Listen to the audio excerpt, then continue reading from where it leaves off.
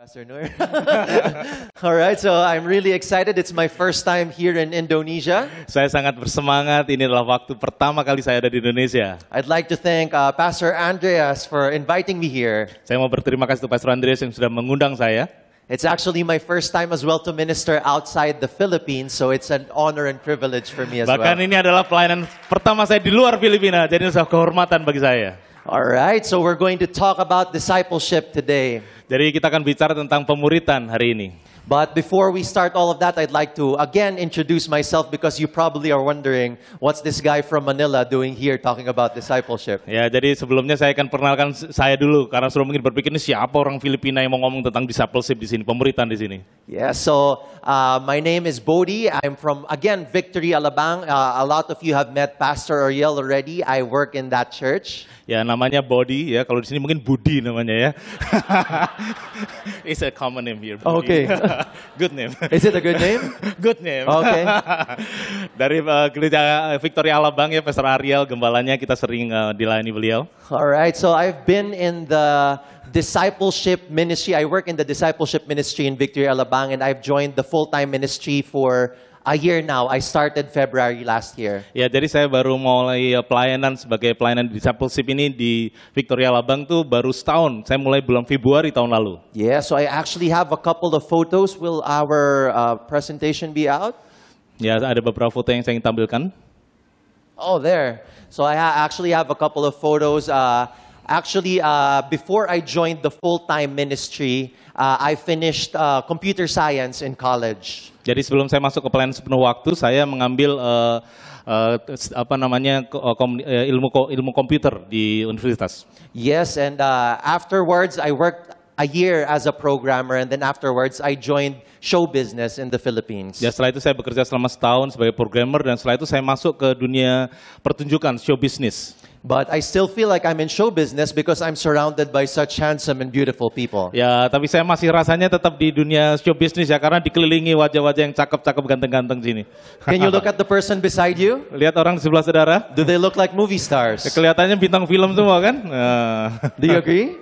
Saudara setuju kan? Not everyone agrees. Ya, semua setuju kan? We are all beautiful. We were created by God. Yes, we look like movie stars. Ya, kita semua mirip bintang film semuanya. Yes, actually here are a couple of photos. I used to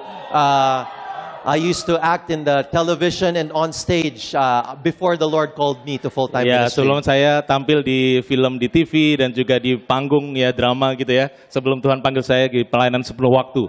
Yes, and I'm really glad it's a privilege for me to be working with these pastors. Saya senang, adalah sebuah kehormatan saya untuk bisa bekerja bersama-sama dengan pastor-pastor ini. Yes, I've been working a lot. Actually, the two pastors in the middle, they're actually my mentors. Ya, dua gembala yang ada di tengah itu adalah mentor saya.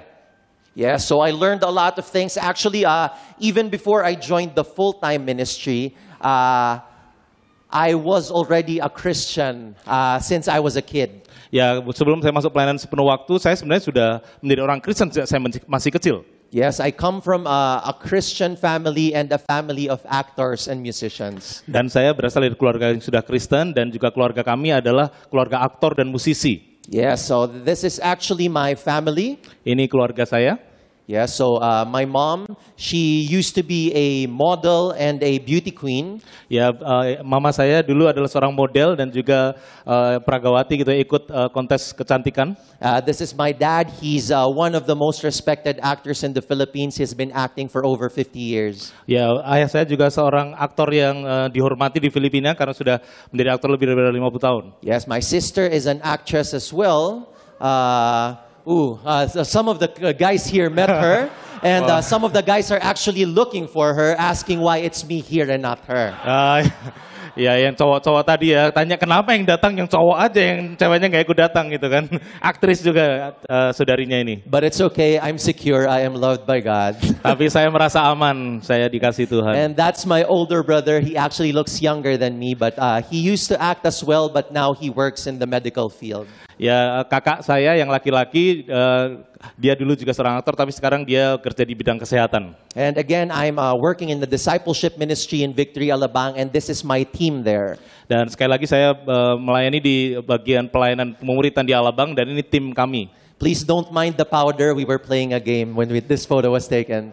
Ya, itu ada powder-powder ya karena habis main-main di sana. So this is our team. Well, my sister is still here because she's actually our #1 volunteer. Ya, ini adik saya ada di sini karena dia menjadi relawan pertama. That's Pastor Ryan, our discipleship pastor. Itu Pastor Ryan ya, kapan di sini ya, Ryan Gidor ada di sini, pastor untuk pemuritannya. This is Valerie. She's the one handling the administrative stuff in the discipleship department and also the finances. Ya, ini Valerie ini yang di bagian administrasi dan juga bagian keuangan. And the rest of the guys, we are the ones assigned for discipleship in the different locations of Victory Alabang. Yang laki-laki yang lain ini mereka ditugaskan di beberapa tempat pemuritan yang ada di Victory Alabang. Yes, so Victory Alabang is actually one congregation, but we meet in 4 different locations. Gereja Victory Alabang adalah satu gereja yang bertemu ibadahnya di 4 lokasi yang berbeda. So our church, it's comprised of over 12,000 people. Jemaat kami kira-kira berjumlah sekitar 12.000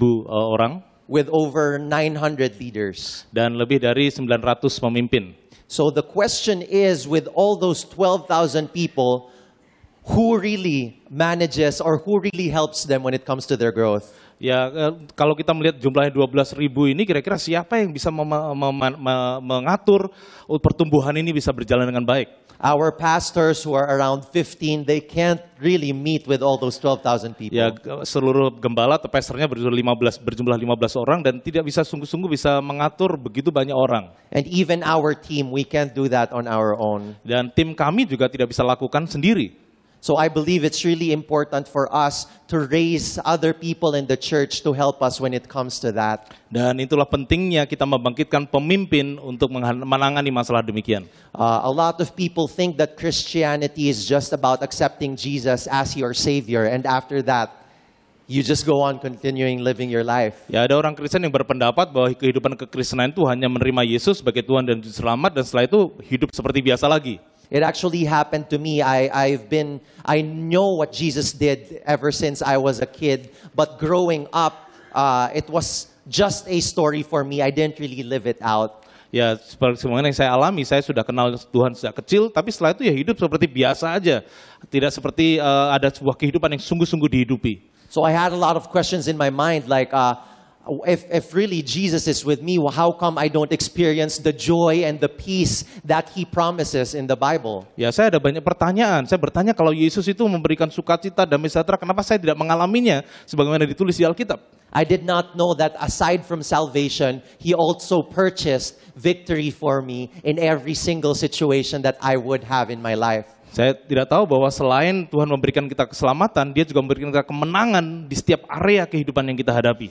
And that was something I learned through discipleship, which I only started 4 years ago. Dan inilah yang kemudian saya temukan, saya pelajari dalam pemuritan yang baru saya mulai 4 tahun yang lalu. That's why I'm so passionate about discipleship, because I saw how it changed my life, my family's life, and the people around me. Itulah kenapa saya sangat senang sekali membagikan ini, karena saya melihat sendiri bagaimana kehidupan saya diubahkan, keluarga saya juga diubahkan oleh karena proses pemuritan ini. It's really different when you just know about what Jesus did on the cross, and it's different once you experience it and share it to other people. Ada hal yang berbeda kalau sudah tahu apa yang Yesus lakukan di kayu salib dengan kalau sudah alami sendiri dan kemudian sudah mulai bagikan kepada orang lain.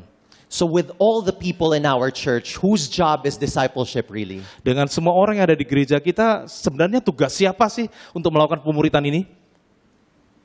Actually, the first and foremost, we have to acknowledge that God is part of our discipleship. He's the one who initiated discipleship. Dan yang pertama kali yang kita harus katakan bahwa Yesuslah yang sebenarnya mengambil inisiatif untuk melakukan pemuritan ini. Yes, so his role is to build the church through Jesus Christ. Perannya adalah membangun gerejanya melalui Yesus Kristus. In Matthew 16:18 it says, "And I tell you, you are Peter, and on this rock I will build my church, and the gates of hell will not prevail against it." Matius 16 ayat 18 dikatakan, dan aku katakan kepada engkau, engkau adalah Petrus, dan di atas batu karang ini aku akan membangun jemaatku, dan pintu alam maut tidak akan menguasainya. And we are the church. Dan kitalah gerejanya. God is building a church that is victorious and will be growing as we continue to advance His kingdom. Tuhan membangun gereja yang akan berkemenangan dan akan terus bertumbuh bersama dengan Tuhan. So God will build His church, but it won't happen automatically. Tuhan akan membangun gerejanya, tapi tidak terjadinya secara otomatis. as His church, we have a role to play as well. Sebagai gereja ada peran yang Tuhan berikan untuk kita lakukan. So our role is to make disciples. Tugas kita, bagian kita adalah untuk menjadikan murid. It says in Matthew 28:18 to 20, and Jesus came to them and said, all authority in heaven and on earth has been given to me. Di Matius 28 ayat 18-20 dikatakan, Yesus datang kepada mereka dan berkata, segala kuasa di surga dan di bumi telah diberikan kepadaku. Go therefore and make disciples of all nations, baptizing them in the name of the Father and of the Son and of the Holy Spirit. Karena itu pergilah dan jadikanlah segala bangsa muridku, baptislah mereka dalam nama Bapa dan Anak dan Roh Kudus, teaching them to observe all that I have commanded you, and behold, I am with you always to the end of the age. dan ajarlah mereka untuk melakukan segala sesuatu yang telah kuperintahkan kepadamu, dan ketahuilah aku menyertai engkau senantiasa sampai kepada akhir zaman. So this is actually a commandment from Jesus Christ before He went to heaven for us to go and make disciples. Dan inilah perintah dari Yesus sebelum Yesus naik ke surga untuk tugas kepada kita, perintah kepada kita untuk pergi dan menjadikan murid. So this is not just for the disciples during that time. It's not just for our pastors. It's not just for the full-time staff. It's really for the whole church. Ini bukan hanya perintah bagi para murid pada waktu itu, bukan hanya bagi para gembala atau pelayanan sepenuh waktu, tapi bagi setiap kita. And again, a lot of people who attend churches, they think that accepting Jesus as their Savior is enough and going to church on a Sunday is already enough. Dan ada banyak orang berpikir setelah terima Tuhan Yesus menjadi orang Kristen setiap minggu ke gereja dan itu saja sudah cukup. But if we are to look at it really, if we are to understand it, we really have to play our role. Tapi setelah kita belajar ini, kita harus tahu apa yang menjadi peran kita. Christianity, more than just accepting Him as a Savior, is really growing in our relationship with Him. Ya, bukan hanya sebagai orang Kristen, bukan hanya menerima Dia sebagai Tuhan, tetapi kita harus bertumbuh sebagai orang Kristen. It is a lifetime journey. Ini adalah perjalanan seumur hidup. The only time we never graduate from it. The only time we graduate is if you think you are already perfect. Dan kita tidak akan pernah lulus dari proses ini. Karena kalau kita berpikir kita lulus, berarti kita sudah sempurna. And then if you're already perfect, then you might as well go to heaven right now. Dan kalau sudah berpikir sudah lulus, mungkin sudah tidak ada di sini sekarang. It's funny, we always ask that question, who wants to go to heaven? Kita selalu bertanya, siapa yang ingin masuk surga? Kita ingin masuk surga semuanya? Who wants to go to heaven right now? Siapa yang ingin ke surga sekarang?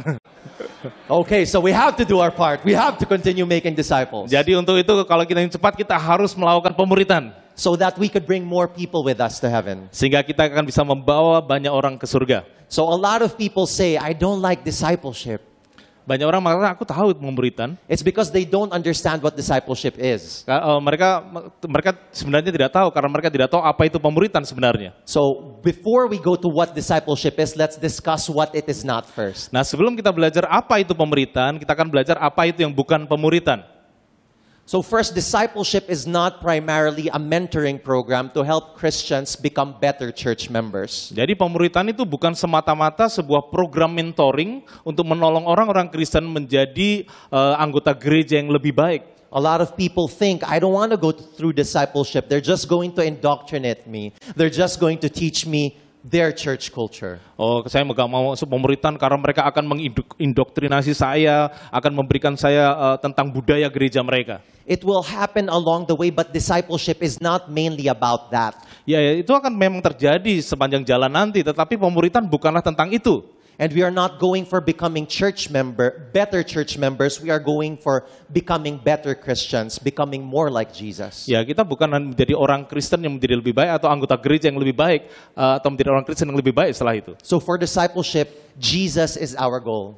Jadi untuk pemuritan, Yesus itu adalah sasaran atau tujuan kita.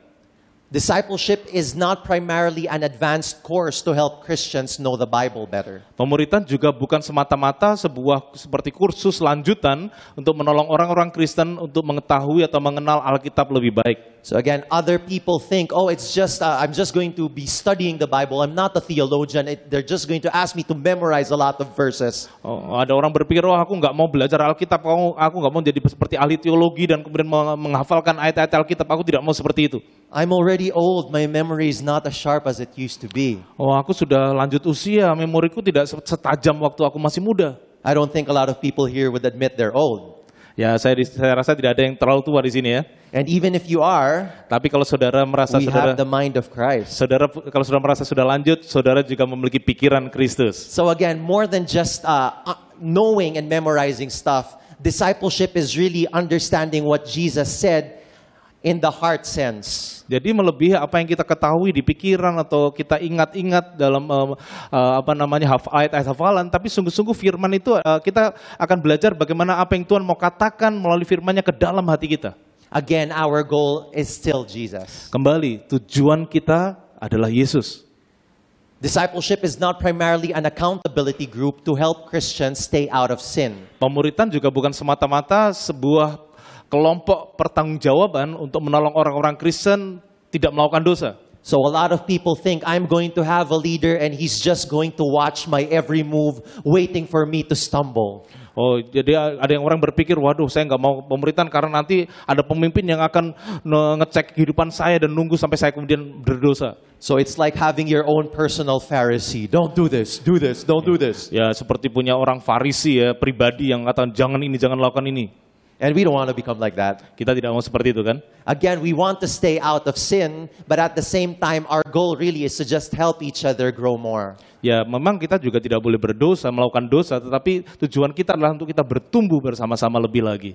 Discipleship is not primarily about spiritual guidance. Pemuritan juga bukan semata-mata mengenai tuntunan rohani. So again, some people think it's just going to be a counseling time, and you'd think there's nothing wrong with me. Why do I need a counselor? Jadi ada orang berpikir itu seperti masa sesi konseling dan mengatakan aku nggak ada masalah, kenapa aku harus dikonseling? Again, it may happen along the way during discipleship, but that's not the main thing. Ya, itu mungkin bisa terjadi sewaktu masuk proses pemuritan konseling, tetapi bukan itu yang terutama dalam pemuritan. So what really is discipleship? Jadi apakah pemuritan itu? Again, a lot of people don't want it because they don't really have a clear picture of what it is. Ya, banyak orang tidak ingin masuk dalam pemuritan karena tidak memiliki gambaran yang jelas tentang apa pemuritan itu. People think it's so complicated. In truth, it's not complicated. It may be difficult, but it's really simple. Ya, bahkan orang berpikir itu mungkin terlalu complicated gitu ya, terlalu rumit. Dan itu sebenarnya memang sederhana, walaupun itu adalah complicated, tapi itu sederhana sebenarnya. Again, it may be easy. It may not be easy, but it is simple. Ya, itu sebenarnya tidak mudah, tetapi sederhana untuk dilakukan. It was so simple that Jesus Christ himself taught it to uneducated fishermen through one sentence. Ya, itu begitu sederhana karena Yesus sendiri mengajarkan pemuritan itu kepada nelayan yang tidak berpendidikan. And I believe we would be able to understand it now just if we are just presented with the right picture. Jadi saya percaya saudara juga akan percaya, saudara akan memahaminya kalau kita melihat dengan gambaran yang benar. So Jesus, when he called his first disciples, Peter and Andrew, he simply said to them, "Follow me and I will make you fishers of men." Jadi waktu Yesus memanggil murid-murid pertama Petrus dan Andreas, dia katakan, Yesus berkata kepada mereka, ikutlah aku dan aku akan menjadikan kau penjala manusia. So we will see from here that discipleship is simply a threefold call to follow Jesus. Jadi dari sini kita bisa melihat bahwa pemuritan itu adalah tiga panggilan untuk mengikuti Yesus. Yeah, so first and foremost, it is a call to follow him. Yang pertama, pemuritan adalah panggilan untuk mengikut dia. The second sentence, I will make you fishers of men, is actually a promise. Dan yang kalimat kedua, untuk aku jadikan kau penjala manusia, sebenarnya adalah sebuah janji. And as we do these two things, fellowshipping with other believers will naturally happen. Dan saat kita melakukan dua hal ini, maka persekutuan dengan sesama orang percaya akan secara alami bisa terjadi. So discipleship is really simple. We can round it down to 3 F's. Jadi itu begitu sederhana, kita bisa ringkas menjadi 3 F. So I think we have to use the English version to say the 3 F's. Ya, kalau kita pakai versi Inggrisnya ya 3 F. So can you say it with me? First, we follow Jesus. Ya, pertama adalah mengikut Yesus, follow. Follow, and then we fish for people. Fish for people, menjala manusia. And as we do that, we fellowship with believers. Dan saat kita melakukannya, kita akan melakukan fellowship, persekutu dengan sesama orang percaya. So again, discipleship is a call to follow Jesus. And when we say follow, he means with every part of our being. Jadi saat kita dipanggil untuk mengikut Yesus, kata mengikut itu artinya kita mengikut dengan segenap keberadaan kita. Because we can follow, but not really obey. Karena kita bisa saja mengikut, tapi sebenarnya kita tidak menaati dia. For example, Pastor Noor could walk from that corner up to this corner and I could follow him just doing this. Ya, contohnya misalnya saya bisa dari jalan dari sana, dari dinding situ ke sana, dan saya dari sini cuma bisa mengikuti dia lewat tatapan mata saya. That is not the type of following that Jesus is calling us to do. Itu bukan cara mengikut yang dimaksudkan oleh Yesus. He calls us to follow him, really moving forward towards him, obeying him. Jadi mengikut dia adalah sungguh-sungguh berjalan mengikuti dia dan menaati dia, pergi bersama dengan dia. So we do it with all of our hearts, with all of our minds, and again, with our whole being. Jadi kita mengikutinya dengan segenap hati, segenap pikiran, dan segenap keberadaan kita. In the NIV version, he includes, come, follow me. Di dalam terjemahan NIV dikatakan, mari datang dan ikut aku. So again, it's really an invitation to move forward towards his direction. Jadi itu sebenarnya sebuah undangan untuk masuk atau maju dan mengikuti tuntunannya. So before, when we still didn't know Jesus Christ, we used to be going the other direction. We used to be following the direction of the world. Jadi sebelum kita mengenal Yesus, kita pergi ke sebuah arah yang lama, yaitu arah mengikuti dunia. But when we encountered Jesus, when Jesus Christ encountered us, Tapi saat Yesus menjumpai kita, he invited us to look the other way. Tuhan mau kita berbalik ke arah yang lain. He invited us to repent, to turn away from our sins. Dia mau kita bertobat dan berbalik dari dosa kita. So when we face the other direction, Jadi saat kita kemudian menghadap ke arah yang berbalikan, we now have a decision to make. kita sekarang punya keputusan yang kita bisa ambil. Will we stay where we are? Apakah kita tetap ada di mana kita berada? Will we continue to face this direction but move towards sin? Atau kita melihat ke arah yang sana tapi mundur ke arah dosa? Or will we move forward going to him? Atau kita maju terus menuju ke surga? So that is the following that he is asking us to do. Itu maksud kata mengikuti yang Yesus katakan. And when it comes to following Jesus, a lot of people say, how will I follow him? I can't even see him. Dan saat bicara tentang mengikut, banyak orang mungkin berkata, bagaimana saya mengikuti dia? Saya nggak bisa melihat Yesus. That's why it's really important for us to read his word every day. Itulah kenapa sangat penting bagi kita untuk membaca Alkitab kita setiap hari. A lot of people want to be Christians, but then they don't want to open the Bible. Banyak orang mau jadi orang Kristen tapi tidak mau membuka Alkitabnya.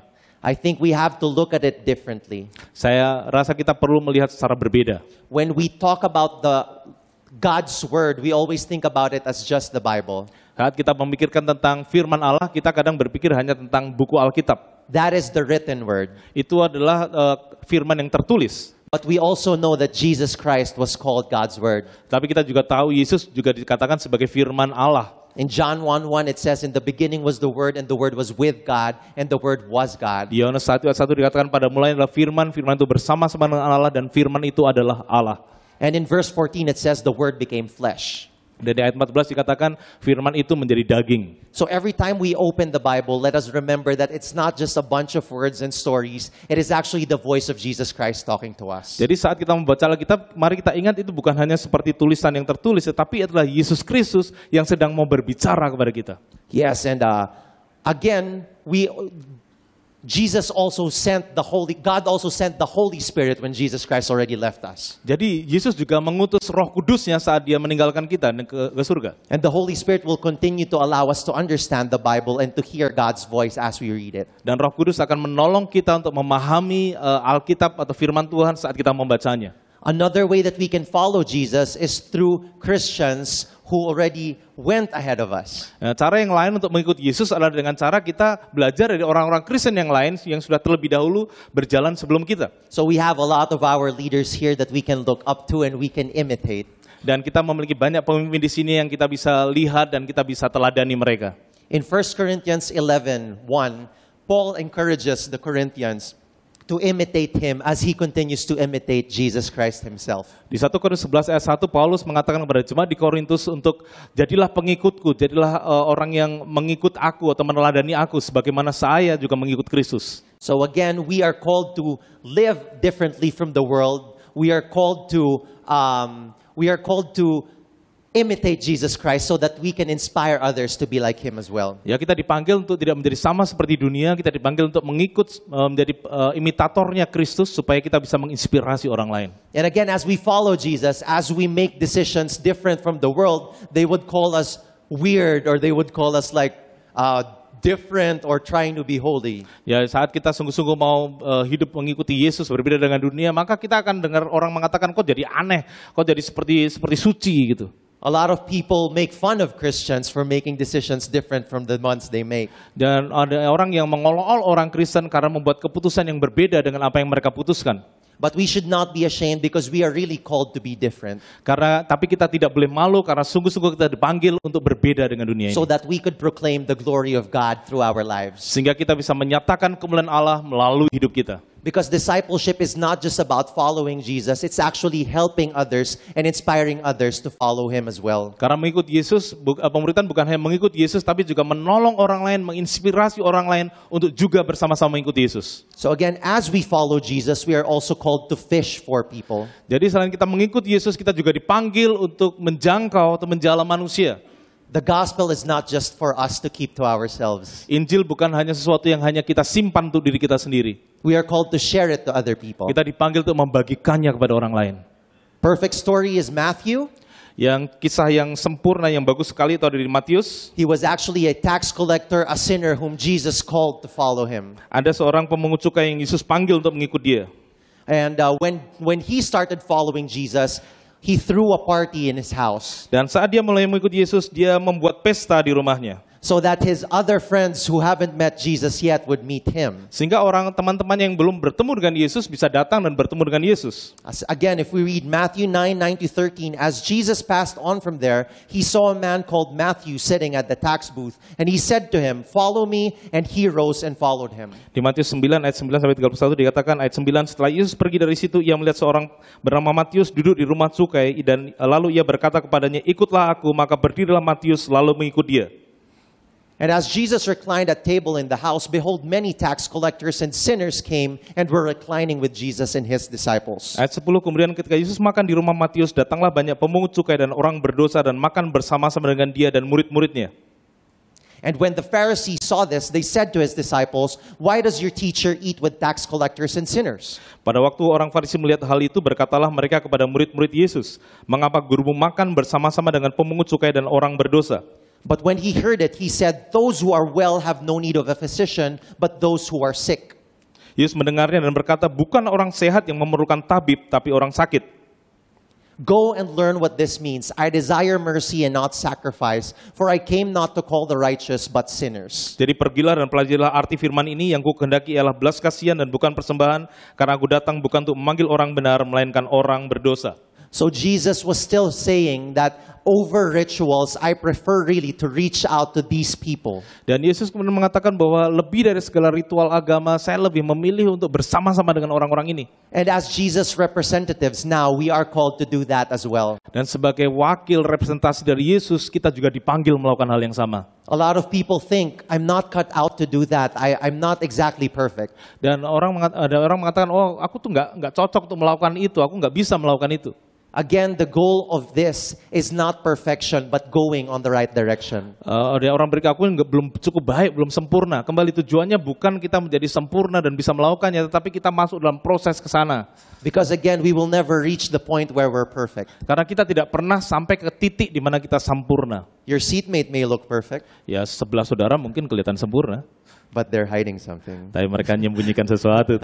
I'm kidding. So honestly, it's not about perfection. It's going towards the right direction. Ya, ini bukan tentang kesempurnaan, tetapi kita pergi ke arah sana, kita ke arah kesempurnaan. And we do this not individually, but really as a church. Dan kita tidak melakukannya sendirian, tapi kita melakukannya secara bergereja, berjemaat. The call to make disciples of all nations, we can't do it on our own. Kita tidak bisa melakukan amanat agung pergi menjadikan segala bangsa murid sendirian. It's something that the body of Christ is called to do. Ini adalah tugas panggilan dari seluruh tubuh Kristus. Again, we are called to fellowship with each other, to build up each other, and to use our gifts really to proclaim Jesus as Lord. Dan Tuhan panggil kita untuk bersekutu, kemudian saling membangun, menguatkan, dan memakai karunia-karunia untuk memuliakan Yesus. In the book of Acts, they were talking about the new Christians. Di Kisah Rasul 2 berbicara tentang orang-orang percaya yang baru. And it says there, they devoted themselves to the apostles' teaching and to fellowship, to the breaking of bread and to prayer. Mereka bertekun dalam pengajaran rasul-rasul, dalam persekutuan, dalam doa, dan mereka memecah-mecahkan roti dan berdoa setiap hari. And in 1 John 1:7 it says, "But if we walk in the light as he is in the light, we have fellowship with one another. Dan And the blood of Jesus, his son, cleanses us from all sin. Dan dikatakan di 1 Yohanes 1 ayat 7, tapi jika kita hidup dalam terang, sama seperti dia ada di dalam terang, maka kita beroleh persekutuan seorang dengan yang lain, dan darah Yesus anaknya itu menyucikan kita daripada segala dosa. So again, discipleship is very simple. It's really just about relationships. Dan pemuritan itu sungguh sederhana, karena pemuritan adalah tentang hubungan, relasi. It's developing our relationship with God, Ini adalah membangun hubungan kita dengan Tuhan, with the lost people, dengan orang-orang yang terhilang, and with other believers. dan juga dengan sesama orang percaya. And we all love relationships. Dan kita semua suka membangun hubungan. So it is something that we can naturally do as we follow Jesus. Dan itu adalah sesuatu yang secara alami akan kita lakukan saat kita mengikuti Yesus. But before we go on to how to do discipleship, Tapi sebelum kita lebih lanjut lagi berbicara tentang bagaimana melakukan pemuritan, I think it's important to discuss really the heart of it. saya rasa penting untuk kita membicarakan apa yang menjadi inti dari hal ini. Because the last thing we would want to do is to tell our people to do this.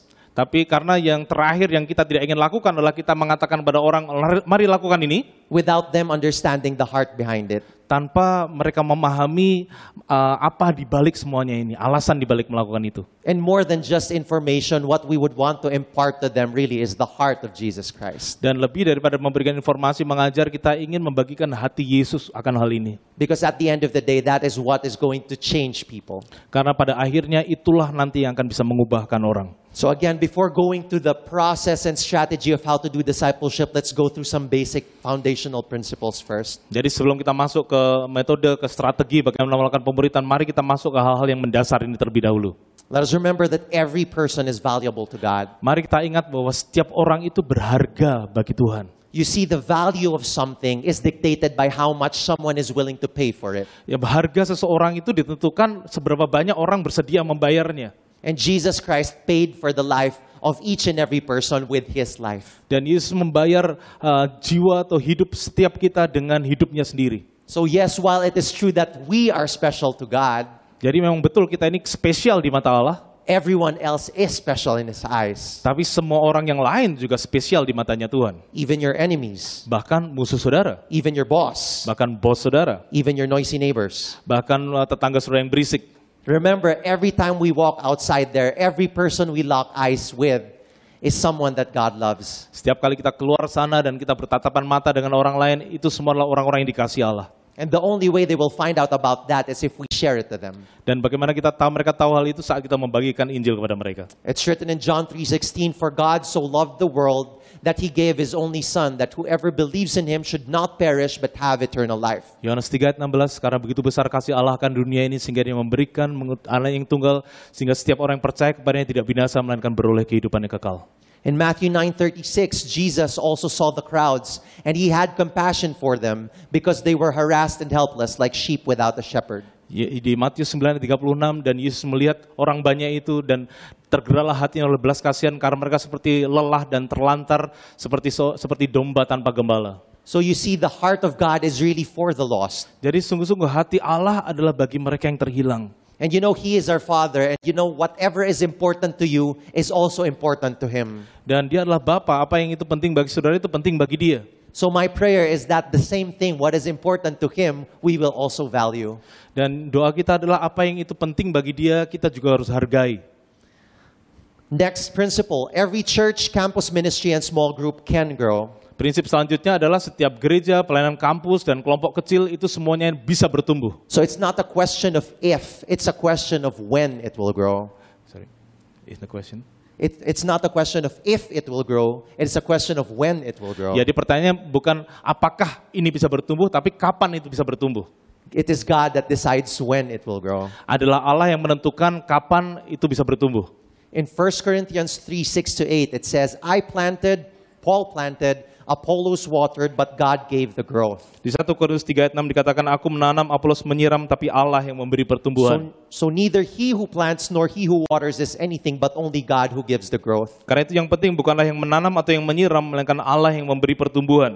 So again, we are called to be faithful. We are called to share the gospel, but at the end of the day, it's still God that will turn the hearts of his people. Kita dipanggil untuk setia, kita dipanggil untuk memberikan Injil, tapi pada akhirnya Tuhanlah yang memberikan pertumbuhan untuk membawa jiwa-jiwa itu. So a lot of us, before we shared the gospel and we got rejected, Dan sebelum kita membagikan Injil dan kemudian mungkin kita ditolak, and you feel like you failed Jesus. Dan sepertinya saudara sudah mengecewakan Yesus. At the end of the day, it is not us who will convert people. Pada akhirnya bukan kita yang bisa membuat orang bertobat. The important thing is that we obeyed His call to share the gospel. Yang terpenting adalah kita taat akan panggilan Dia untuk kita membagikan Injil. And at the end of the day, once you share the gospel, you have already put a smile on the face of God. Dan pada akhirnya saudara tahu bahwa saat saudara membagikan Injil, itu membuat Tuhan senang, Tuhan tersenyum.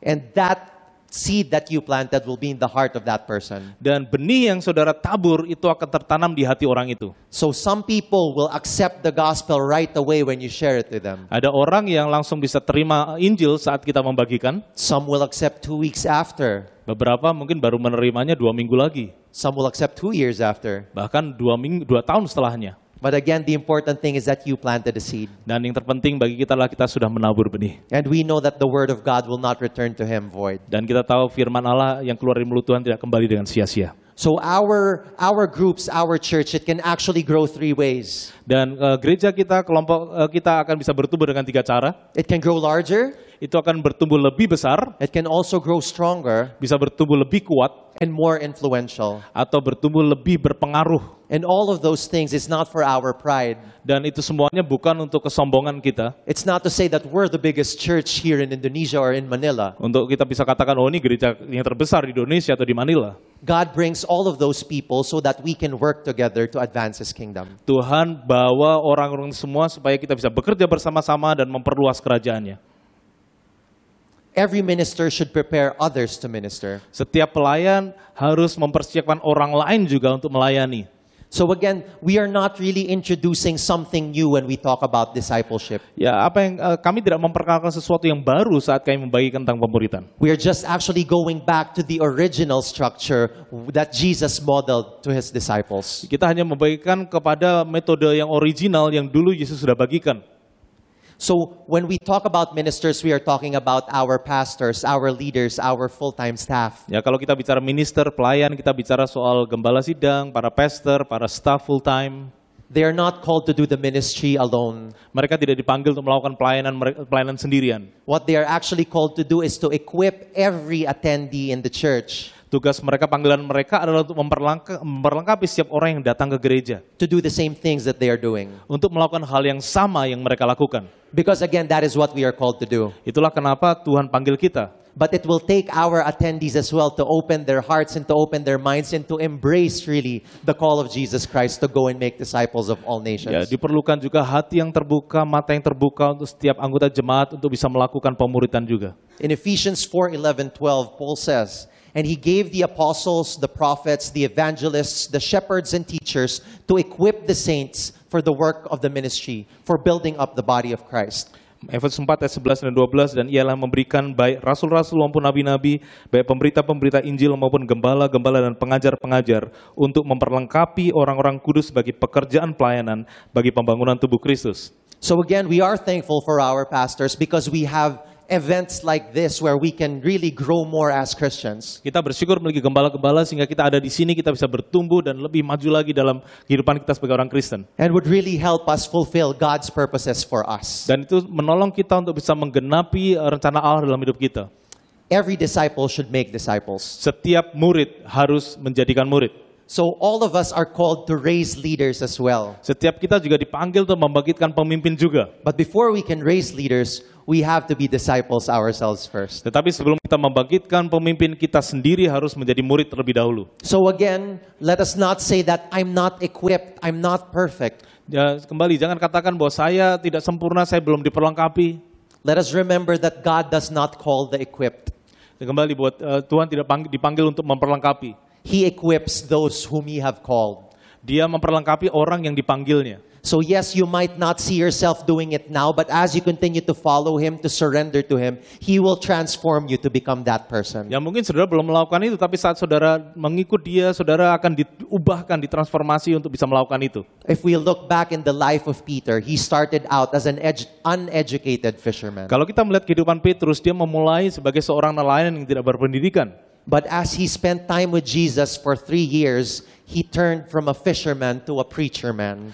Jadi dia berubah setelah mengikuti selama 3 tahun, dia berubah menjadi seorang dari nelayan menjadi seorang pengkhotbah.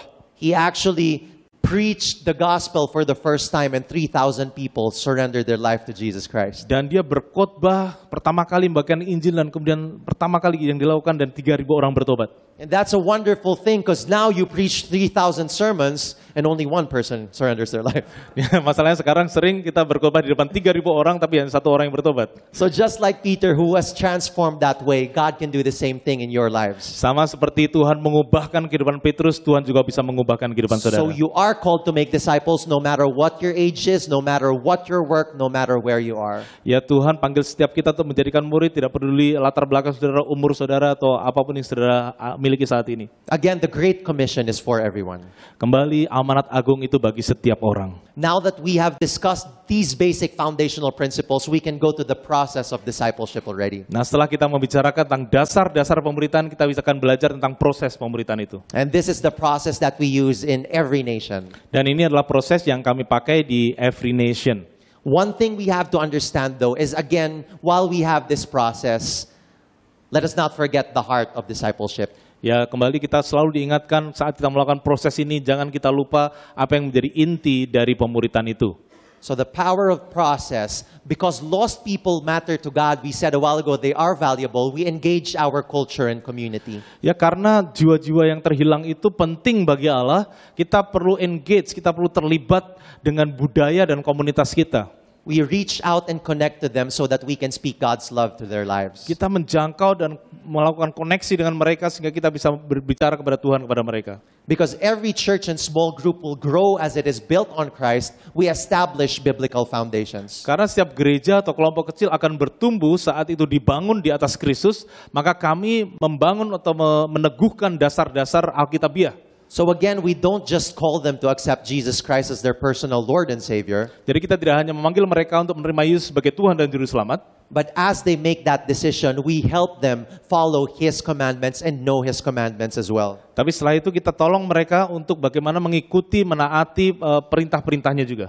Again, I grew up as a Christian, Kembali, saya tadi bertumbuh di keluarga Kristen, but I always tried to obey the commandments with my own strength and wisdom. tapi saya selalu berusaha untuk melakukan hukum-hukum Allah dengan kekuatan dan hikmat saya sendiri. Through discipleship, that is when I understood the role of the Holy Spirit to empower me and to give me wisdom to obey those commandments, not using my own strength. Ya, melalui pemuritan saya kemudian baru belajar bahwa Roh Kuduslah sebenarnya yang memampukan saya untuk bisa menaati perintah-perintahnya dan bukan dengan kekuatan saya sendiri. Through discipleship, I learned not only to hear from God through my pastor, but to hear from Him myself. Melalui pemuritan saya belajar untuk tidak hanya mendengar Tuhan melalui gembala saya, tetapi saya bisa dengar sendiri dari Tuhan.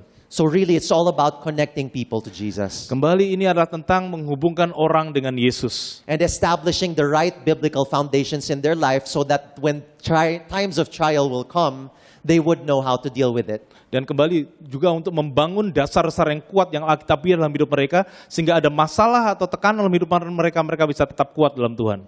Now, because ministry is not only for full-time ministers or pastors, we equip every believer to minister. Karena pelayanan itu bukan hanya bagi para pelayan sepenuh waktu, maka kita memperlengkapi setiap orang percaya juga untuk melayani. So we train people how to preach the gospel effectively. Jadi kami melatih orang-orang untuk memberikan Injil secara efektif. Because everyone is called to make disciples, we empower disciples to make disciples. Karena setiap orang dipanggil untuk menjadikan murid, maka kami memberdayakan para murid untuk menjadikan murid. We are all called to lead. Kita dipanggil untuk memimpin.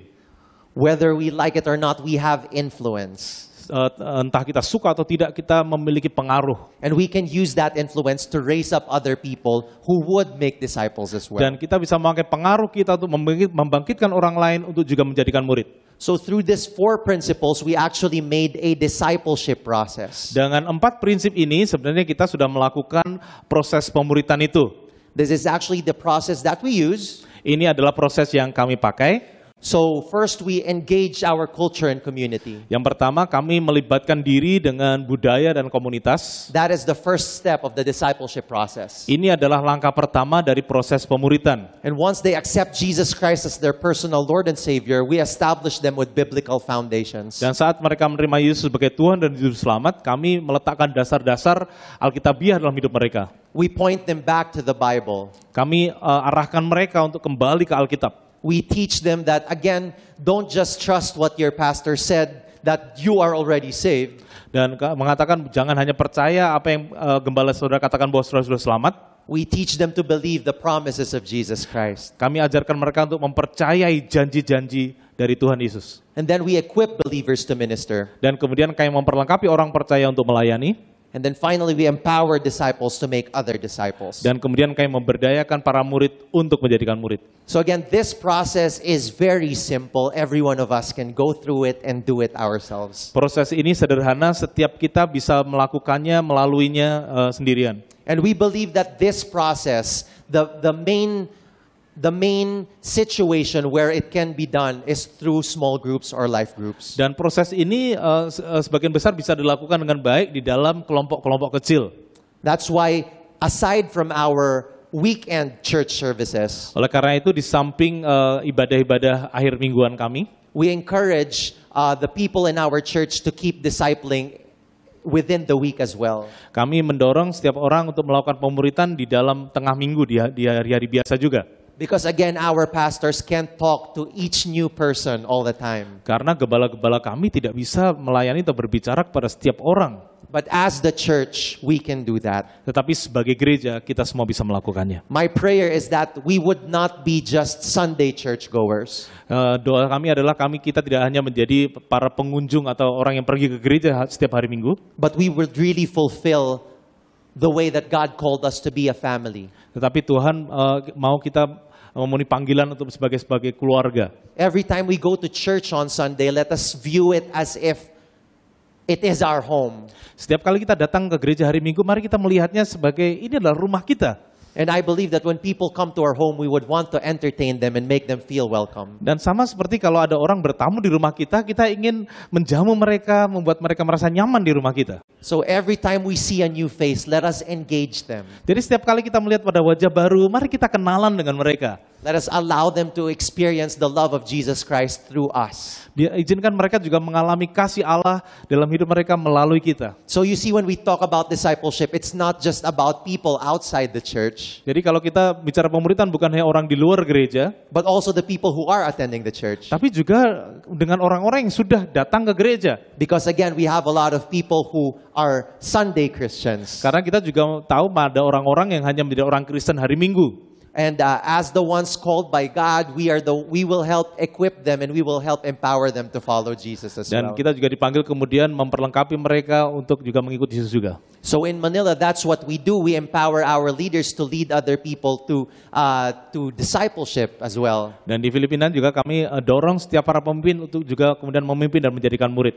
We use a number of different tools like this booklet the girl is holding. Kami memakai berbagai alat ya, salah satunya adalah buku one-to-one ini. It has the basic biblical foundations like things about salvation, repentance, everything that the new believer needs to know about Christianity. Dan ini berisi tentang dasar-dasar kekristenan, tentang keselamatan, pertobatan, ketuhanan, hal-hal lain yang orang Kristen baru perlu ketahui. And again, it doesn't matter how long you've been in the church, just as long as you have the heart to know more about Jesus and to share it with other people, we encourage people to do that. Jadi tidak peduli sudah berapa lama di gereja, kami mendorong setiap jemaat untuk melakukan hal itu. And as they start sharing with people, they build relationships with these people. Dan saat mereka melakukan pelayanan itu, mereka membangun hubungan dengan orang-orang ini. And these friendships eventually grow into life groups. Dan kemudian pertemanan ini dari hubungan seperti ini kemudian bertumbuh menjadi sebuah life group atau kelompok kecil. Yes, so we help each other grow more as we follow Jesus Christ. Jadi kami menolong setiap orang itu untuk bertumbuh bersama-sama saat kita bersama-sama mengikuti Yesus. So right now we have over 900 leaders, so that means we have over 900 life groups meeting weekly. Jadi karena kami memiliki 900 pemimpin, artinya kami punya juga lebih dari 900 pertemuan kelompok kecil setiap minggunya. And again, we don't take credit for that. It was God who built the church. As we became faithful, He was the one who allowed it to grow as well. Ya kembali itu bukan kami menyombongkan diri, kami tahu bahwa Tuhanlah yang memberikan pertumbuhan itu dan kami lakukan ini untuk kemuliaan Tuhan. And our prayer is that every attending church would be discipled and would make disciples as well. Dan doa kami adalah setiap jemaat yang datang hari Minggu, mereka menjadi murid dan mereka juga akan menjadikan murid. Because again, we have a whole nation out there waiting for God's love to be experienced. Dan kita tahu di luar sana ada bangsa-bangsa yang menantikan kasih Tuhan untuk mereka juga mengalaminya. And the love that we are experiencing, they can experience as well. All we have to do is to share it with them. Dan kasih Allah yang kita telah alami, mereka juga perlu alami. Caranya adalah kita membagikannya kepada mereka. And again, when it comes to discipleship, we say that it doesn't matter what your age is because even kids can be discipled and be in life groups as well. Ya, kembali pemuritan bukan berbicara tentang usia, karena anak-anak kecil juga sudah bisa melakukan pemuritan. So as early as this, we already established biblical foundations. In that way, as they grow up and face temptation, they would know to obey God's word. Jadi sejak mereka masih kecil, kita sudah ajarkan tentang dasar-dasar Alkitabiah, sehingga saat mereka bertumbuh, mereka akan belajar bagaimana menang atas setiap tantangan godaan dalam hidup mereka. So again, discipleship is simply a relationship on 3 levels. Jadi pemuritan adalah hubungan dalam 3 level, 3 tahap. Relationship with God, Hubungan dengan Allah, relationship with lost people, hubungan dengan orang terhilang, and relationship with believers. dan hubungan dengan sesama orang percaya. And again, our discipleship process is to engage the culture and community, Dan proses pemuritan adalah untuk kita melibatkan diri dengan budaya dan komunitas, and then we establish biblical foundations. dan kemudian meletakkan dasar-dasar Alkitabiah, We equip believers to minister, memperlengkapi orang percaya untuk melayani, and then we empower disciples to make disciples. dan memberdayakan para murid untuk menjadikan murid. And this is a process where no one really graduates. Dan inilah proses yang tidak ada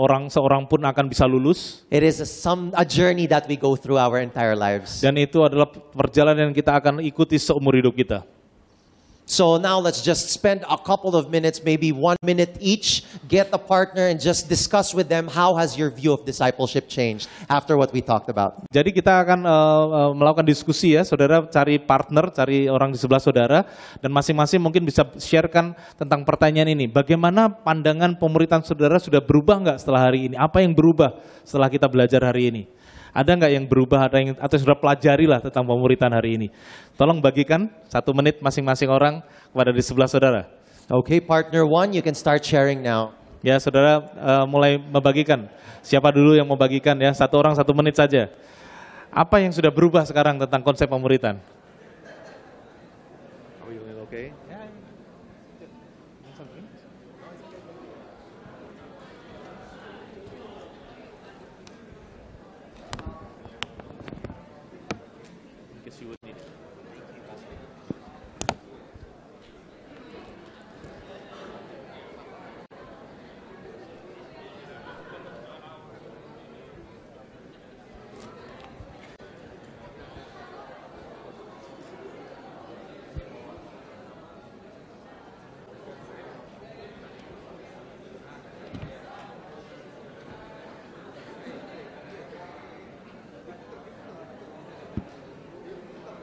Partner 2, you can start sharing now. Oke, gantian ya. Kalau yang sudah 1, kemudian ganti ke partner yang lain. Jangan ngomong terus, gantian.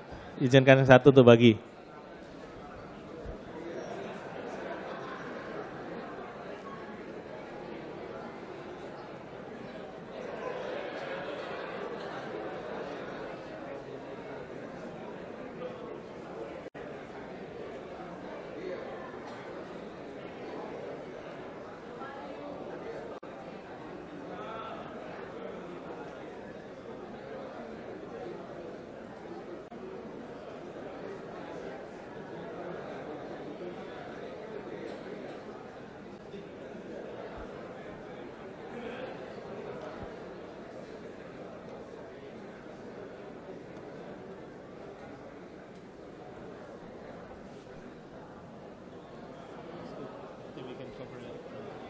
Okay, so partner 1, can you tell partner number 2 you are called to make disciples?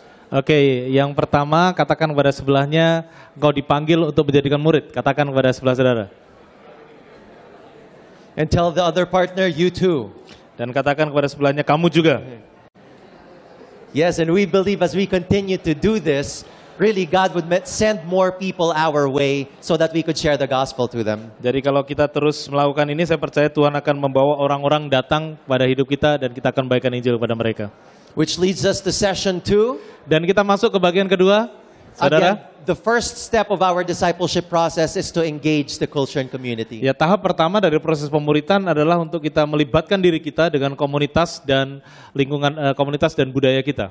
So it says 99 or 1. Dikatakan adalah sebuah pilihan, 99 atau 1. We'll find out more later why that is the title of this session. Ya, kita akan lihat mengapa nanti kenapa judulnya demikian. And in this session, we will learn tools on how we can be able to share the gospel more effectively. Dan di bagian ini kita juga akan belajar cara-cara, alat-alat untuk bagaimana membagikan Injil dengan efektif. Again, in Matthew 28:19, the Great Commission, Jesus calls us to go and make disciples of all nations. Kembali Matius 28, 19 Tuhan katakan untuk pergi jadikanlah segala bangsa muridku. So the disciples understood that it's not just about calling all the Christians, those who believed in Jesus Christ, and helping them to follow Him. Ya, jadi bagi mereka tahu bukan hanya mengumpulkan orang-orang percaya dan mengikut Dia. Making disciples of all nations means we are to engage other people. Menjadikan segala bangsa murid, artinya kita harus melibatkan diri kita, engage dengan orang-orang lain. People we don't know. Orang-orang yang tidak kita kenal. People who, like us before, were living in sin. Orang-orang yang seperti kita dulu yang masih hidup dalam dosa. And really, the best way to do that is really know how to engage them. Dan bagaimana cara melakukannya adalah dengan kita perlu tahu cara bagaimana melakukannya. So a lot of people would say, I want to engage people, but then I don't know how. Banyak orang yang mengatakan aku ingin engage, aku ingin kenal dengan orang berdosa, tapi saya tidak tahu bagaimana caranya. And the singles out here are just thinking how to get engaged. Yang masih single sini ya, pingin kapan saya bisa tunangan gitu ya. That's a different engage. Ya itu arti kata engage yang lain. Alright, so how are we going to engage our culture and community? Bagaimana caranya kita engage, melibatkan diri dengan budaya dan komunitas kita? In this part, we will be looking at Luke chapter 15. Di bagian ini kita akan belajar dari Lukas pasal ke-15. Which they actually call the parable of the lost. Dan itu dikatakan adalah perumpamaan tentang yang terhilang. So from these three parables, the parable of the lost sheep, lost coin, and lost son. Dari tiga perumpamaan ini, perumpamaan tentang domba yang terhilang, koin atau uang dirham yang hilang, dan anak yang terhilang. We would be able to learn a lot about engaging our culture and community. Kita akan belajar banyak tentang bagaimana kita melibatkan diri dengan budaya dan komunitas kita. First, we have to be a friend of sinners. Yang pertama, kita harus menjadi sahabat atau teman orang-orang berdosa. And when I say be a friend of sinners, it means to have a relationship with them and not do what they are doing. Ya, itu maksudnya adalah kita berteman, membangun hubungan dengan mereka, tapi kita tidak melakukan apa yang mereka lakukan. Being their friend does not mean drinking with them or doing drugs with them. Ya, itu tidak berarti kita kemudian narkoba dan minum minuman keras seperti mereka. We want to be friends with them so that we could share the love of Jesus Christ for them. Kita berteman dengan mereka supaya kita bisa membagikan kasih Kristus kepada mereka.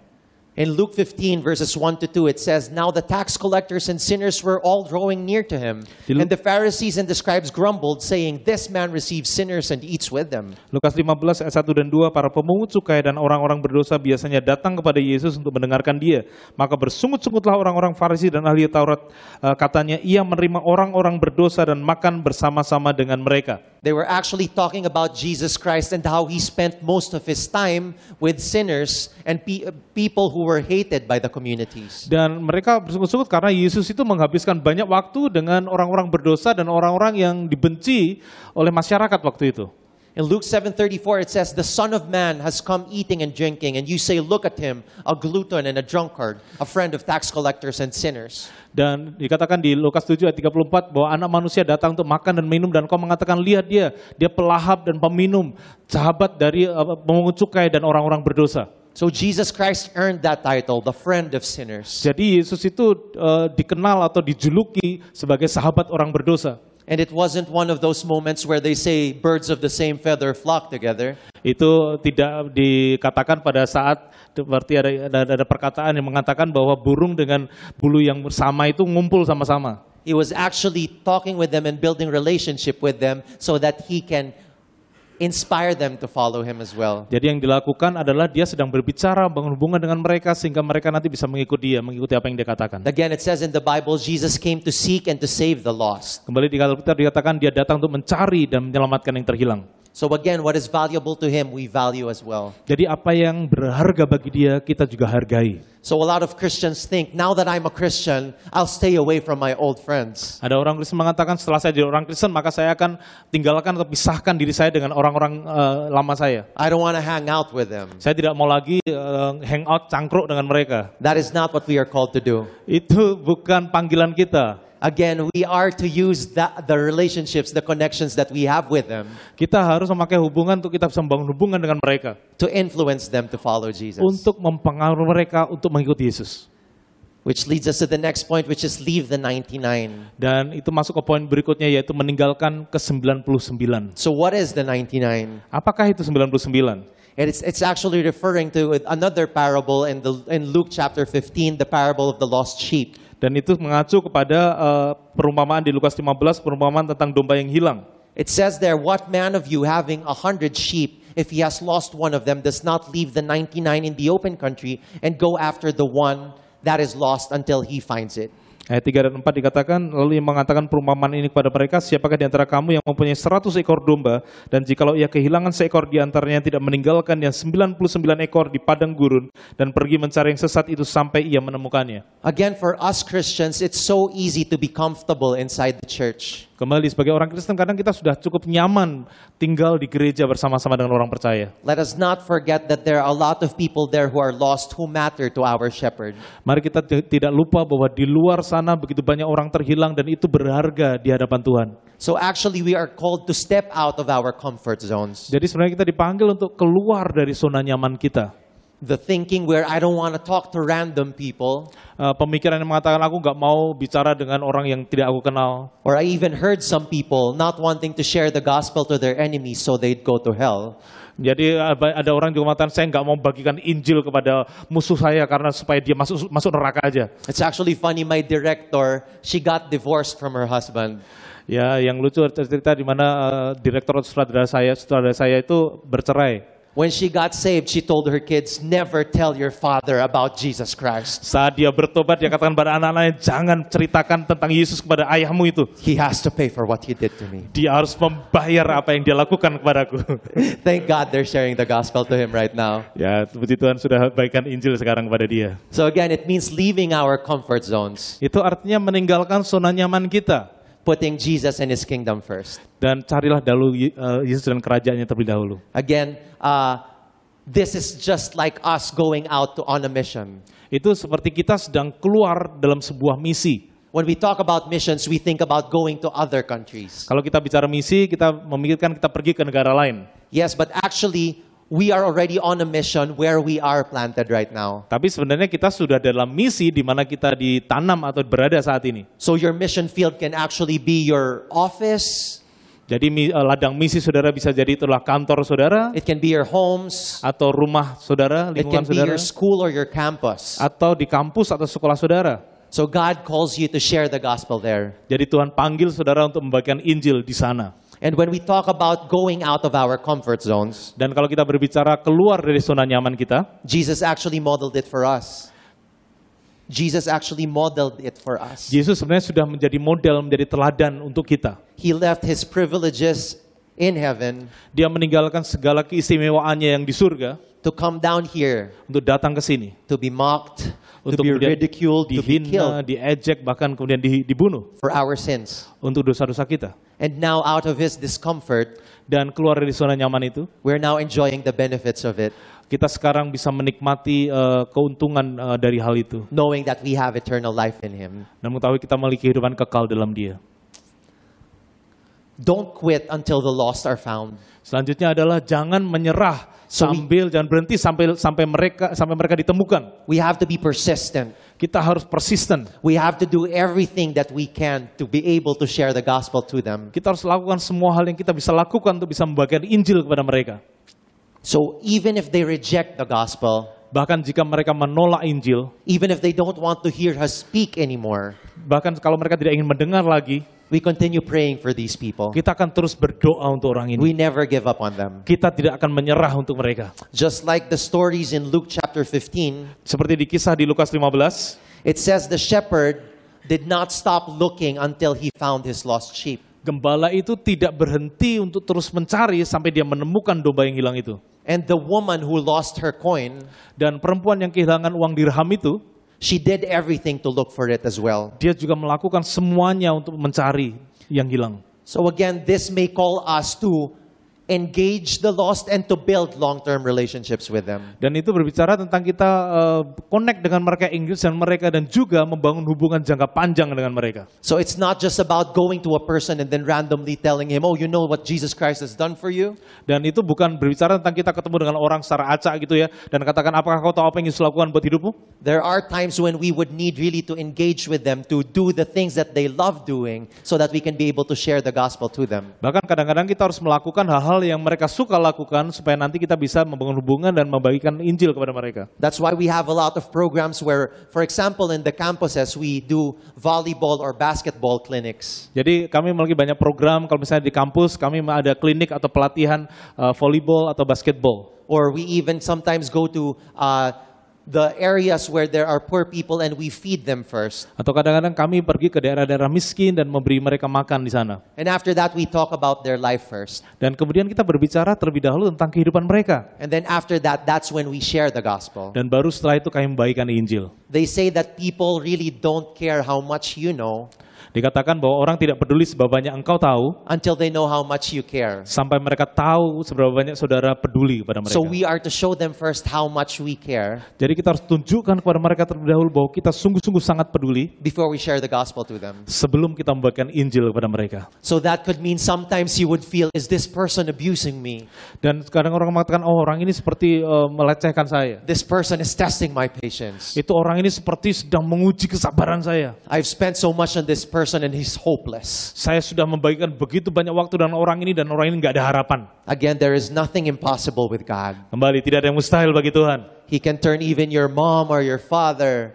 Dia bahkan mengubahkan ayah atau ibumu. And he can turn things around and allow them to believe in Jesus Christ as Dan well. bisa mengubahkan keadaan sehingga mereka percaya kepada Yesus. He will honor our faith as we continue praying for them. Dan dia akan menghargai iman kita saat kita terus melakukan ini. And then finally, we celebrate the lost being found. Dan selanjutnya kita merayakan saat yang terhilang itu ditemukan. The parable of the lost coin, the lost sheep, the lost son, it always ends in celebration. Cerita tentang perumpamaan domba yang hilang, dirham yang hilang, anak yang terhilang selalu diakhiri dengan sebuah perayaan. And we know that once a person comes to the saving knowledge of Jesus Christ, accepts him as his personal Lord and Savior, Dan kita tahu pada saat seseorang menerima Yesus sebagai Tuhan dan Juru Selamatnya, we know that there is a party happening in heaven. kita tahu ada pesta terjadi di surga. Because it's not just a person who said yes to something. Karena itu bukan hanya tentang seseorang yang mengatakan ya kepada sesuatu, It's another person who would spend eternity with Jesus Christ. tapi karena ada satu orang lagi yang akan menghabiskan kekekalan bersama dengan Yesus Kristus. So when we look at the end of the parable of the lost son, Jadi kalau kita melihat akhir dari kisah tentang anak yang hilang, and he arose and came to his father, but while he was still a long way off, his father saw him and felt compassion and ran and embraced him and kissed him. di ayat 20, maka bangkitlah ia dan pergi kepada bapaknya. Ketika ia masih jauh, ayahnya telah melihatnya, lalu tergeraklah hatinya oleh belas kasihan. Ayahnya itu berlari mendapatkan dia, lalu merangkul dan mencium dia. This is the heart of our Father for each and every one of us. Itulah hati Bapa untuk setiap kita. And let us not look at sinners as if they are hopeless. Jangan lihat orang-orang berdosa seperti mereka yang tanpa pengharapan. When we look back in our lives, Kalau kita kembali melihat hidup kita dulu, we would say that we were hopeless in that situation as well. kita juga berpikir kita tuh nggak ada harapan dalam situasi seperti itu. But then Jesus Christ encountered us, Tapi kemudian Yesus datang kepada kita, and he was the one who transformed us to be who we are today. dan kemudian dia mengubahkan hidup kita sehingga kita bisa menjadi seperti kita hari ini. Again, we are not perfect, Kembali kita tidak sempurna, but I pray that we are far off from who we were before. tapi saya berdoa kita sudah jauh beda dengan dulunya kita. And he can also do that for other people. Dan dia juga bisa melakukan hal yang sama kepada orang lain. So how do we really engage people now that we know all of these things? Jadi setelah kita tahu semuanya ini, bagaimana sih caranya untuk kita bisa engage dengan melibatkan diri, connect dengan orang-orang ini? First and foremost, we have to know that we are not doing it on our own. Yang pertama kali kita perlu tahu bahwa kita tidak melakukannya sendirian. We are doing this with God. Kita melakukannya bersama dengan Allah. In Acts 1:8 it says, "But you will receive power when the Holy Spirit has come upon you, and you will be my witnesses in Jerusalem and in all Judea and Samaria and to the end of the earth." Kisah Rasul 1 ayat 8 dikatakan, dan kamu akan menerima kuasa saat Roh Kudus turun atas kamu, dan kamu akan menjadi saksiku di Yerusalem dan seluruh Yudea dan Samaria dan sampai kepada ujung bumi. So Jesus spoke this to his disciples before he left them. Jadi Yesus katakan ini kepada para muridnya sebelum Yesus meninggalkan mereka. He told them to wait for the Holy Spirit. Yesus katakan untuk mereka menantikan Roh Kudus. So if the disciples who walked with him and followed him in his ministry for 3 years needed the Holy Spirit, Jadi jika murid-muridnya yang sudah berjalan bersama Yesus selama 3 tahun memerlukan Roh Kudus, how much more do we? betapa lebihnya lagi kita.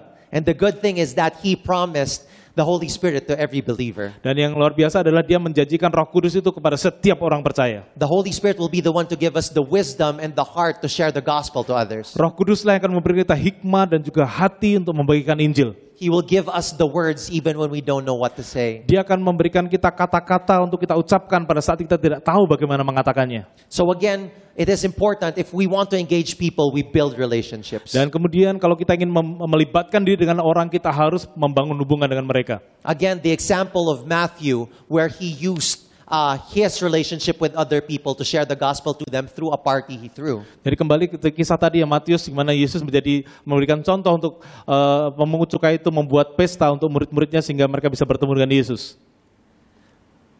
And as we speak more to these people, as we share life with them, as we know the things that they are going through, it is then that we could minister to them. Dan saat kita mulai kenal mereka, kita tahu kehidupan mereka dan kebutuhan-kebutuhan atau permasalahan mereka hadapi, kita mulai bisa berbicara kepada mereka.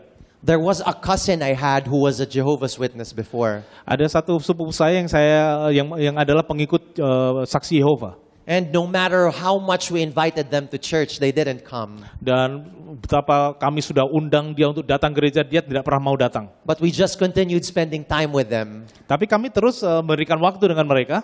A time came when my cousin was fired from her work. Sampai satu waktu di mana sepupu saya itu dipecat dari pekerjaannya. So then she had a lot of questions. Dan kemudian setelah itu dia mulai banyak pertanyaan. And when you look at it, it is a situation that is impossible. Dan kalau melihat keadaannya, sepertinya situasinya mustahil waktu itu. And as Christians, we know that in impossible situations, that is where the power of God is displayed even more. Dan kalau kita tahu sebagai orang percaya, kalau ada keadaan yang sepertinya mustahil, itu artinya akan ada kuasa Allah dinyatakan di sana. So because I was praying for her, I saw it that God was working in her life through that situation. Dan karena saya sudah terus berdoa untuk dia, saya tahu keadaan itu sebenarnya adalah pekerjaan Tuhan atas hidupnya saat itu. So to be honest, I did not know what to say to her. Dan sebenarnya saya juga tidak tahu apa yang saya harus katakan kepada dia. All I told her was that we have a prayer meeting in our church tonight. Maybe you'd like to come so our pastor can pray for you to get a new job. Yang saya bisa katakan adalah malam ini kita ada doa malam nih. Mungkin kamu bisa datang dan gembalaku akan bisa mendoakan kamu untuk masalah pekerjaanmu ini. To my surprise, she said yes. Dan saya kaget waktu dia bilang ya. So she attended, and in that prayer meeting, we were worshiping God.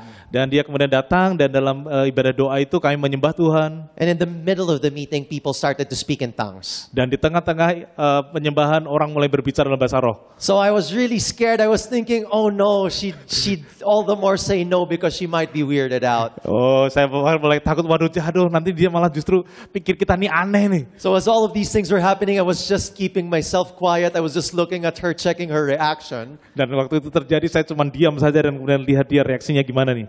And then afterwards, as I promised, I brought her to our pastor so that he could pray for her. Dan setelah ibadah selesai, saya bawa dia ke gembala saya dan minta dia untuk didoakan. On our way home, it was really quiet in the car. Dan waktu kami pulang, di mobil itu diam. And then I just listened to the Holy Spirit. He led me to explain to her what just happened. Dan saya merasa dituntun Roh Kudus untuk menjelaskan kepada dia tentang apa yang baru saja terjadi. And after I explained things, she still didn't get it. Dan setelah saya jelaskan, dia tetap nggak ngerti. But then she told me, I'd like to come to your church again. Tapi dia katakan, saya ingin datang, saya suka datang ke gerejamu lagi. I was thinking, that I needed to share the gospel. I needed to have all sorts of knowledge about theology before I could share the gospel to her. Saya pikir saya harus siapkan semua jelaskan secara teologis tentang dia sebelum saya bagikan Injil. But in truth, all I needed to do was invite her to church. Tapi yang saya bisa lakukan adalah undang saja dia datang ke gereja. And praise God, right now, from being a Jehovah's Witness, she's now one of the leaders in our church in Victory, Dan Alabang. puji Tuhan, dari seorang mantan saksi Yehova, sekarang dia pemimpin di gereja di Alabang. And we praise God really for that. Dan kami memuji Tuhan karena itu. So you see, even the little things that we are called to do can make really a big difference once we obey God and trust that He will be the one to do the work. Jadi hal-hal kecil yang kita lakukan, saat kita lakukan karena ketaatan, Tuhan bisa memakai untuk perkara besar. And as we minister to their needs, it says in 1 John 3:18, little children, let us not love in word or talk, but in deed and in truth. Di 1 Yohanes 3:18 dikatakan, anak-anakku, marilah kita mengasihi bukan dengan perkataan saja, tapi juga dalam perbuatan dan dalam kebenaran. So to disciple is really, it will really cost us as well. Untuk memuridkan itu ada harga yang kita harus bayar. It will cost you time and effort. Itu harganya adalah usaha dan waktu saudara. Sometimes it will cost you money. Kadang-kadang saudara harus bayar harga secara keuangan. But again, we have to have that mindset. We have to know that souls are really expensive. Tapi kita harus tahu di dalam pikiran kita jiwa itu mahal memang. And as we continue to use what has been entrusted to us for the advancement of the kingdom, dan sewaktu kita terus melakukan apa yang Tuhan berikan untuk kita melebarkan kerajaannya, we know that God will continue to provide for us in abundance as well. Dan Tuhan pasti juga akan menyediakan memenuhi keperluan kita secara berkelimpahan. So again, don't be afraid to invest time and money in people. Dan kembali, jangan takut untuk menginvestasikan waktu dan uang untuk jiwa-jiwa itu. Because in truth, we can never really pay for the soul of someone. Karena sebenarnya kita tidak bisa membayar harga jiwa orang itu. But we praise God that someone already did that for Dan us. kita puji Tuhan karena ada orang yang sudah membayarnya bagi kita. All they need to know now is that it's free and that is available for them. Yang kita bagikan bahwa itu sudah cuma-cuma dan itu tersedia bagi mereka. As we begin to help people, there is a tendency for them to become dependent to us. Dan saat kita menolong seseorang, maka akan ada kecenderungan di mana orang itu bergantung sama kita. We don't want to replace Jesus in their lives. Tapi kita tidak ingin menggantikan Yesus dalam hidup mereka. So as we help them, let us also point them back to Jesus Christ. Dan saat kita menolong mereka, selalu arahkan mereka terus kepada Yesus. We inch them closer to Jesus. Kita membawa mereka semakin dekat dengan Yesus. That is what discipleship really is all about. That is what leading people is about. Dan ini adalah yang dimaksudkan pemuritan adalah memimpin orang kepada Yesus. A lot of people are leading people, but then the people that they are leading are dependent on them. Hanya orang memimpin orang dan kemudian tapi orang yang dipimpin itu bergantung pada dia. Every time there is a difficult situation, they call their leaders and ask, what do I do? Dan setiap kali ada masalah selalu telepon pemimpinnya, apa yang aku harus lakukan? While that is nice, let's remember, again, we are not called to take the place of Jesus. Kembali mari kita diingatkan, kita dipanggil untuk menggantikan tempatnya Yesus. Through discipleship, let us teach them to go back to God's word. Dan melalui pemuritan kita ajar mereka untuk kembali kepada firman Allah. Let us teach them to hear from Jesus Christ himself. Kita ajarkan mereka untuk mendengarkan sendiri dari Yesus. A lot of guys in my group come to me for advice. Banyak orang dalam live group kami datang pada saya untuk meminta nasihat. And they actually laugh because a lot of times I would simply ask them the question, what does the Bible say about it? Dan mereka tahu waktu saya jawabnya adalah, menurut kamu apa yang Alkitab katakan tentang hal itu? So again, that is what discipleship is about, connecting people to Jesus. Dan ini adalah maksud dari pemuritan adalah mengkonek orang, menghubungkan orang kepada Yesus. Encouraging them to love the word and to obey the word and to read the word. Dorong mereka untuk mengasihi firman, membaca firman, dan menaati firman. And then after we do all of those things, that is when we preach the gospel. Dan setelah kita melakukan hal yang sebelumnya, kita selanjutnya adalah kita harus membagikan Injil. Now a lot of people say, I can't preach the gospel because first and foremost, it's just too much. I cannot explain it. Dan orang mengatakan bahwa saya tidak bisa bagikan Injil karena yang terutama adalah itu terlalu banyak untuk dijelaskan. Which is why we thank God because again, He gave us people who could explain the gospel to us in a very simple way. Ya, tapi Tuhan bersyukur ada orang-orang yang bisa menjelaskan Injil dengan cara yang sederhana. So they say you can't really give something you don't have. Jadi tidak bisa memberikan sesuatu yang sudah tidak miliki. So it's important for us to also know what the gospel is. Jadi penting bagi kita untuk tahu terlebih dahulu apa itu Injil. So first, the gospel is the power of God for the salvation of all who believe. Injil adalah kekuatan Allah yang menyelamatkan setiap orang yang percaya.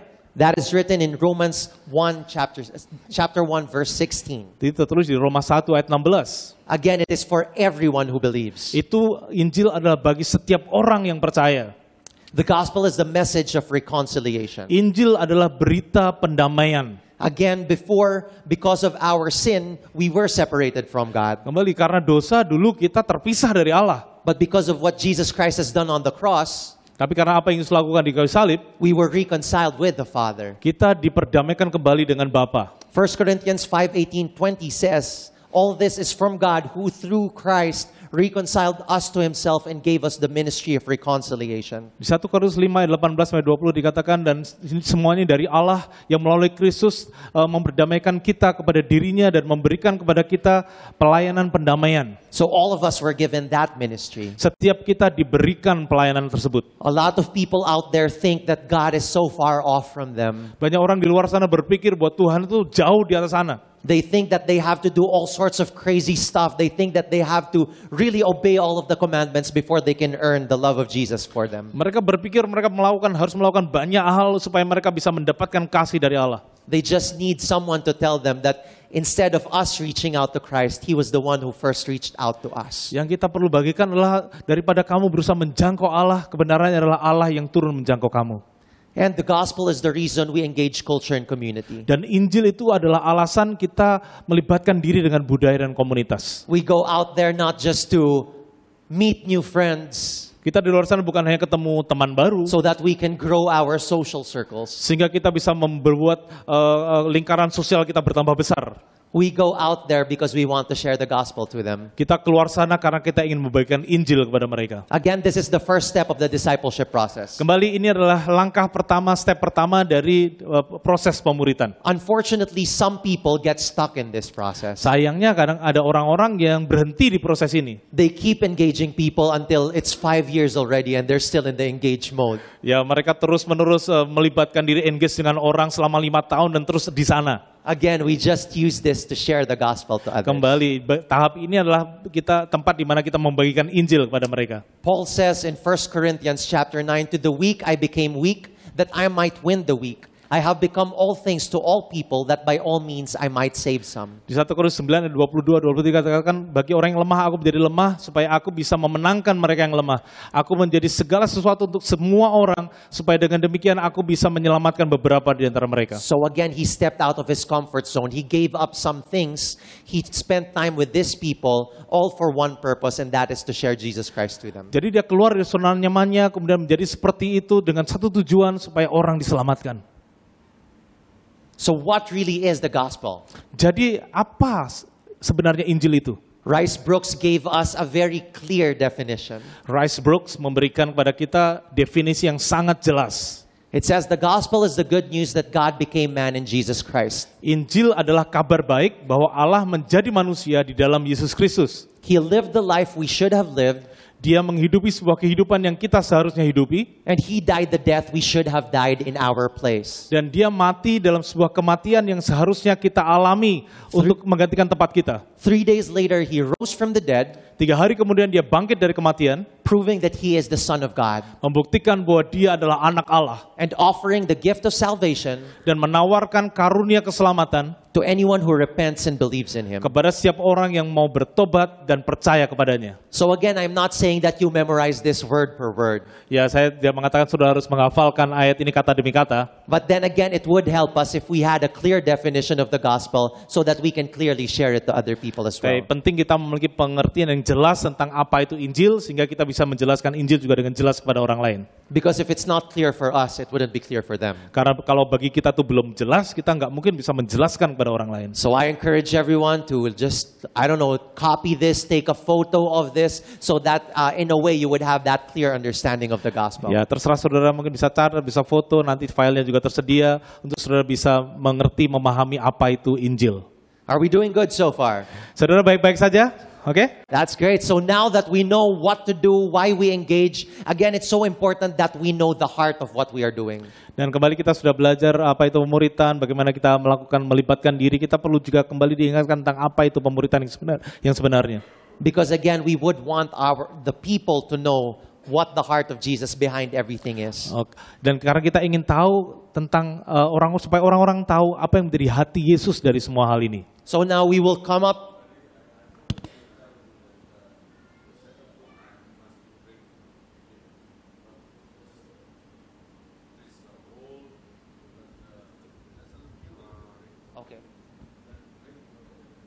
Okay. So before we learn how to preach the gospel, we will actually go now into the tools that we will use to preach the gospel. So we will be sharing 3 tools for you guys. So again, let's just have a 10-minute break. Ya, 10-minute break. Oke, sebelum saya baik tentang cara-cara lebih detail lagi, kita akan ada istirahat 10 menit ya.